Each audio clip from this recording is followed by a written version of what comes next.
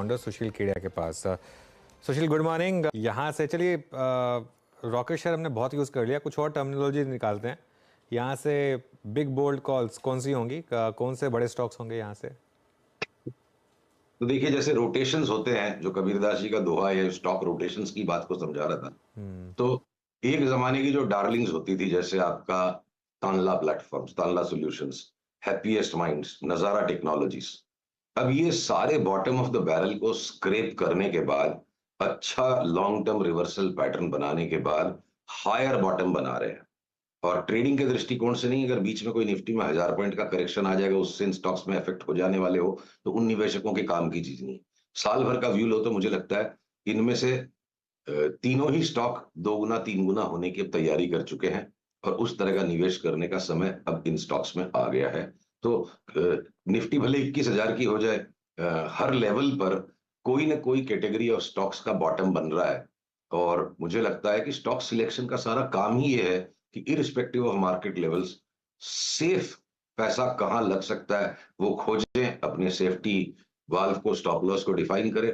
तो ये नजारा, हैप्पीएस्ट माइंड्स और तानला अब मुझे लगता है साल भर के दृष्टिकोण में 2 से 3 गुना पैसा इनमें हो जाए। ओके, चलिए ठीक है।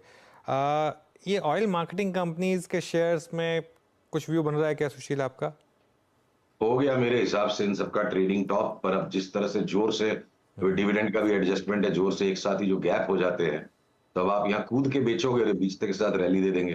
तो अब इनको रीबाउंड में आने के बाद अब ये सेल ऑन रैलीज की कैटेगरी में आ गए। यहाँ से देखिए, बीपीसीएल में हमारा व्यू था buy on pull back, buy on pull back. Veeru ने यहाँ पे दोबारा पूछा, तो बोला जो नीचे लिया हुआ उसी को संभालेंगे, जिस दिन हमारा ट्रेलिंग स्टॉप लॉस, जिसका भी है पोजीशन बचा हुआ, वो कट जाए। तो वो ट्रेलिंग स्टॉप लॉस कट गए यहाँ से। ये देखिए ग्रीन लाइन के नीचे जाते ही। अब any rebounds and any pullbacks in HP, BP, IOC, they are, मतलब ट्रेंड के अनुसार बात करें तो अब इनको यहाँ से बेच के ही कमाने में सार नजर आता है। अच्छा, दो और स्टॉक्स जहां पर काफी बड़े मूव्स आए, अगर आपने चार्ट्स पढ़े हो, टाटा पावर और जीएमआर एयरपोर्ट्स। देखिए, टाटा पावर अभी भी संभाले रखने लायक है, पर आप इसको नया नहीं ले सकते। अब ये यहाँ इस तरह की रैली देने के बाद, यहाँ हमारा बाई पॉइंट था, चलते जा रहा है वो। अब जिस दिन भी ये हमको हमारे अपने पैरामीटर्स है, 4-5 दिन की आरओसी के नीचे बंद हो जाएगा, तो ये टेक प्रॉफिट हो जाएगा। अग्रेसिवली आप इसको शॉर्ट सेल नहीं कर सकते। आप देखो, आरएसआई भी डाइवर्जेंट है, पर कभी भी इसका ट्रेंड वापस ऊपर हो गया और बढ़ने लग गया, तो you can not rule out, ये बहुत स्ट्रॉन्ग अप ट्रेंड में, पर ये अब नया नहीं ले सकते। और जीएमआर में अगर लॉन्ग टर्म बाई है, तो समस्या है कि शॉर्ट टर्म के अंदर में ऑलरेडी वो टॉप आउट हो रहा है। इसको हम पुल बैक में ही ले पाएंगे, यहाँ चढ़ के लेने के लायक अब जीएमआर में भी कोई जगह नहीं बची है। तो नया लेने की कोई गुंजाइश नहीं है दोनों में, और बेचने की घाई मत करिए। जब सिग्नल आए तो टेक प्रॉफिट करना है शॉर्ट टर्म ट्रेडर्स के लिए, और नीचे पुल बैक में जब भी आ जाए, ये वापस कदाच लेने लायक होंगे, ऐसा ही अभी तक चार्ट है। सुशील, जी पर क्या व्यू बन रहा है? क्योंकि बहुत सवाल आते हैं इस पर, और ये बैन में एंट्री एग्जिट इसी में लगा रहता है। लेकिन आज क्योंकि बैन से बाहर है, सुबह चला, अब एकदम से गिरावट आई हायर लेवल से। यहाँ पर कोई व्यू बन रहा है आपका चार्टिकली? आप जी इंटरटेनमेंट की बात कर रहे हैं, राइट? एंटरटेनमेंट, हाँ। ये बड़ा अच्छा प्रश्न है। देखिए, इसमें कोई एक इंपॉर्टेंट कंसेप्ट भी इलस्ट्रेट हो जाएगा। जी पे हमने अपने निवेशकों को यहाँ 180 के आसपास से उनको बिल्कुल उत्तेजित किया, उन्हें मोटिवेटेड किया कि भैया डिलीवरी उठा लो, 450 हो जाएगा। इस एक रन के बाद टेम्पररी जो टेक प्रॉफिट आया है, जिग स्टॉक था कि भैया जब तक इस सफेद लाइन के ऊपर नहीं निकलेगा हम नया नहीं लेंगे। पर जिस दिन इसमें सफेद लाइन के ऊपर ब्रेकआउट आया, आप आवरली चार्ट पे देखो, लॉन्ग टर्म का तो ब्रेकआउट आ गया, पर शॉर्ट टर्म में ओवरबॉट हो गया। तो यहाँ हमने अपने निवेशकों को कहा कि इसको अभी भी नहीं लेना। और आज के स्पाइक के बाद, अब जब ये 2-4 दिन में थोड़ा ठंडा होके अगर पुल बैक दे देगा, तो हम इसको जरूर लेंगे। और अगर ये पुल बैक नहीं देगा, तो जितना है उतने को संभालेंगे।